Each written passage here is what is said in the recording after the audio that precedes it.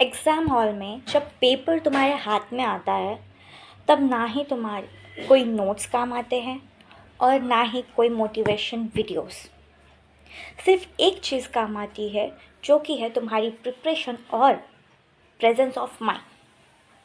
सच बताऊं, maximum students exam hall में knowledge की वजह से नहीं, प्रेशर की वजह से गलती कर देते हैं। पेपर देखते ही हार्ट बीट फास्ट हो जाती है, हैंड्स थोड़े शेक करने लगते हैं और जो क्वेश्चन घर पे इजी लगते थे वही एग्ज़ाम हॉल में कंफ्यूजिंग लगने लगते हैं।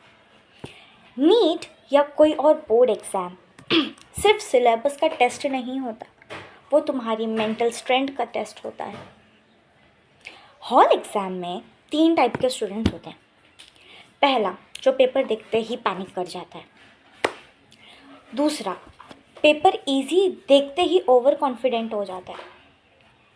और जो तीसरा है, पेपर जैसा भी हो काम रह के सॉल्व करता है।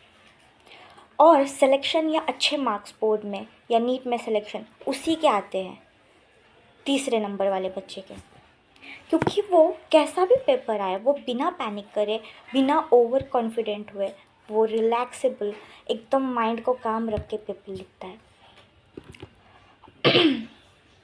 समझ रहे हो आप? एक इम्पॉर्टेंट रूल याद रखना, एग्ज़ाम हॉल में कभी भी फर्स्ट 5 मिनट्स में पैनिक बिल्कुल मत करना। अगर स्टार्टिंग में 2 से 3 क्वेश्चन टफ लग जाए तो इसका मतलब ये नहीं कि पूरा पेपर टफ होगा। तो इसका मतलब ये नहीं होता कि पेपर पूरा टफ होता है, बस तुम गलत क्वेश्चन से स्टार्ट कर देते हो। टॉपर्स क्या करते हैं, टॉपर स्टूडेंट्स क्या करते हैं पता है? वो पूरा पेपर स्कैन करते हैं, इजी क्वेश्चन से स्टार्ट करते हैं अटेम्प्ट करना। इजी जो क्वेश्चंस होते हैं वो पहले स्टार्ट करते हैं, फिर उसके बाद में थोड़ा कॉन्फिडेंट उनका बिल्ड होता है, फिर उसके बाद में वो मीडियम क्वेश्चंस पे जाते हैं, देन वो टफ वाले रीजन पे जाते हैं। समझ रहे हो? पहले इजी से स्टार्ट करो, फिर बाद में बिल्ड करो अपना कॉन्फिडेंट, देन उसके बाद में आप मीडियम वाले क्वेश्चंस पे जाओ एंड देन टफ वाले क्वेश्चंस पे जाओ। जैसे कि होता है ना, section A, section B, section C and section D, and last one is the section E, है ना?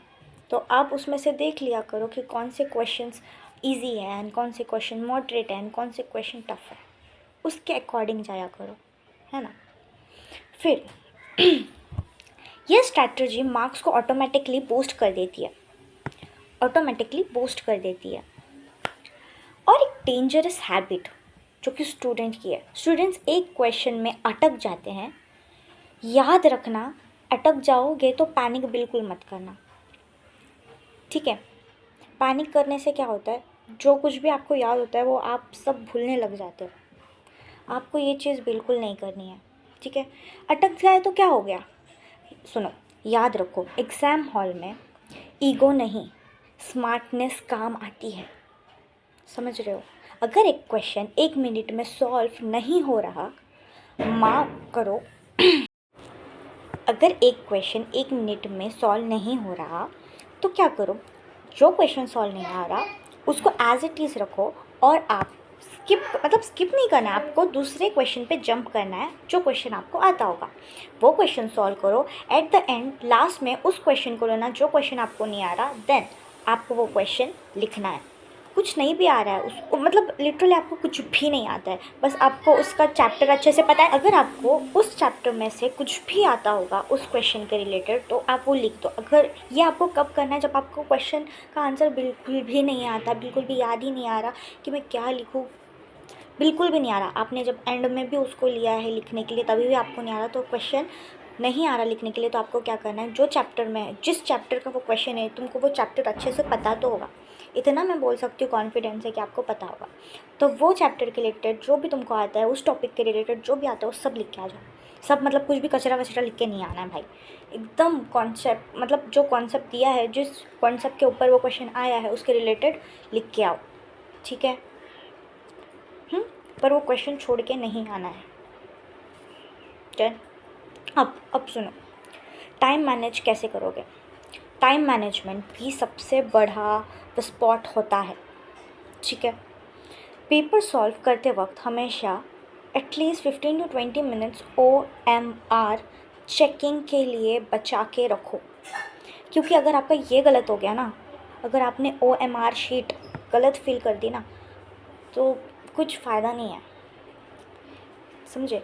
तो वो आप अच्छे से करो कि 5 मिनट्स, स्टार्टिंग के 5 मिनट्स में आप लोग OMR शीट फिल करोगे, तब तब आपको एकदम ध्यान से करना है। एक एक चीज़, आपका रोल नंबर, आपका नेम, आपके नेम के नीचे जो भी सर्कल्स आपको डॉट करने हैं वो सब आपको अच्छे से कर लेना है। और 15 से 20 मिनट आपको पेपर चेक करना है कि आपने क्या क्या छोड़ दिया है, क्या क्या रह गया है, क्या क्या आपको लिखना बाकी है, क्या क्या आपने सही लिखा है, क्या क्या आंसर गलत लिखा है, ये सब आपको चेक करना है। पूरा पेपर चेक करना है, एज़ वेल एज़ उस 15 से 20 मिनट में आपको OMR शीट भी चेक करनी है। सबसे फ्रंट वाले पेज पे होता है, ठीक है, जो आपको फिल करनी होती है आपकी इन्फॉर्मेशन अकॉर्डिंग टू एड। बहुत सारे स्टूडेंट नॉलेज होने के बाद भी मार्क्स लूज़ कर देते हैं, सिर्फ और सिर्फ जम्बलिंग मिस्टेक की वजह से, समझ रहे हो ना। और सबसे इम्पॉर्टेंट बात, एग्ज़ाम हॉल में दूसरे स्टूडेंट्स को देखना बंद करो कि वो क्या कर रहा है।